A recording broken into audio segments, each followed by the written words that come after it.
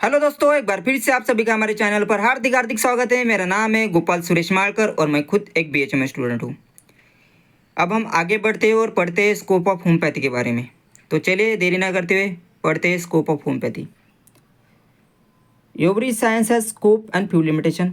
हम सब जानते हैं कि हमारी पैथी एक डिस्कवरी है और डिस्कवरी हमेशा साइंस के अंडर आती है। इसीलिए इसीलिए हमारे पैथी के कुछ स्कोप है और साथ ही साथ कुछ लिमिटेशन है। तो चलिए देखते हैं। Homeopathy can treat patient suffering from all types of dynamic diseases. Homeopathy all types of dynamic disease को ट्रीट करती है। अब हम स्कोप को देखते हैं। First is holistic approach, second is fix principle, third is mind, fourth is no effect और bad effect, fifth is single simple remedy, sixth is preventive aspect, seven is chronic disease, eight is focus on ideal cure and nine is dynamic concept of health disease and cure. अब हम एक के बाद एक को detail में पढ़ेंगे। First is homeopathy treat the person as whole, that is holistic approach, or it also called as individualization. In modern medicine acts on the particular organ, but our homeopathy treat and acts as a whole body.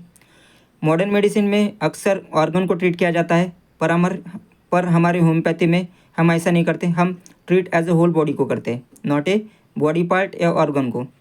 Homeopathy treat the person as a whole, not a particular part या organ. That is called as holistic approach और it also called as the individualization. जैसे मैंने अभी बताया, homeopathy में हम person को whole treat करते हैं, ना कि ऑर्गन या बॉडी पार्ट को। Second is homeopathy has fix principle to treat. In homeopathy has some fix principle, that is the similia similibus curentur, which means the like cure the likes. But in the modern pathy haven't such a fix principle to treat. हमारी homeopathy में एक fix principal है treat करने के वास्ते patient को, वो है सिमिलिया सिमिलिबस क्यूरेंटर।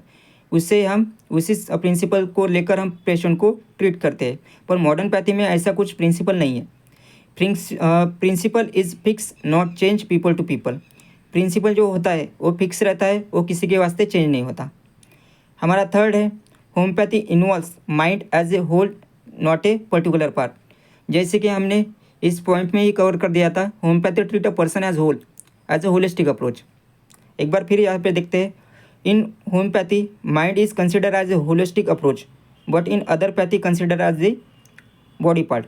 हम होम्योपैथी में पर्सन को होल ट्रीट करते हैं, उसमें माइंड भी आता है, पर अलग पैथी जो अलग अलग पैथी होते हैं उसमें ऐसा नहीं होता। वो ऑर्गन पार्ट जैसे कि हार्ट, ब्रेन, वैसे ट्रीट करते हैं पेशेंट को। It gives equal importance in the homeopathy and treat as a whole. हम होम्योपैथी में इक्वल इंपॉर्टेंस देते हैं। Fourth is homeopathy produce no side effect और बैड इफेक्ट। ऐसा कुछ नहीं होता कि होम्योपैथी में साइड इफेक्ट नहीं होते। अगर हमने पेशेंट को रॉन्ग प्रिस्क्रिप्शन कर दी और ज़्यादा डोज में अगर मेडिसिन दी तो पेशेंट को साइड इफेक्ट हो सकते, ये इसमें लिखा हुआ है। In homeopathic medicine produces minimum side effect on our body if the wrong prescription given, potency of the dosage given to the patient show side effect on the body, जैसे कि मैंने बताया था। होम्योपैथी भी साइड इफेक्ट शो करती है, पर minimum quantity में। जैसे कि अदर पैथी में अगर मेडिसिन हाई डोज में ली तो वो ज़्यादा साइड इफेक्ट शो करते हैं अपनी बॉडी पर। हमारा fifth is single simple remedy. In homeopathic medicine are prescribe on the basis of the law of similia. This law tells us to give the medicine singly. हम homeopathy में simple remedy prescribe करते हैं, simple on the basis of law of similia. Law of similia कहता है कि हम patient को medicine single दे और सिंपल फॉर्म में दे। In other pathy it gives the maximum doses can lead the produce the bad effect. Other pathy में patient को ज़्यादा से ज़्यादा दवाएं देती है, उससे उसके बॉडी पर साइड इफेक्ट शो कर सकते हैं, पर हमारी होम्योपैथी में ऐसा कुछ नहीं होता।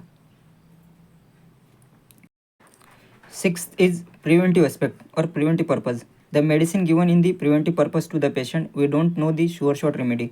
हमें हमेशा पेशेंट को ऐसी रेमेडी देनी चाहिए क्यों जिससे पेशेंट जल्दी से जल्दी ठीक हो जाए। Seventh is chronic disease condition. In our homeopathy has the scope for the chronic diseases.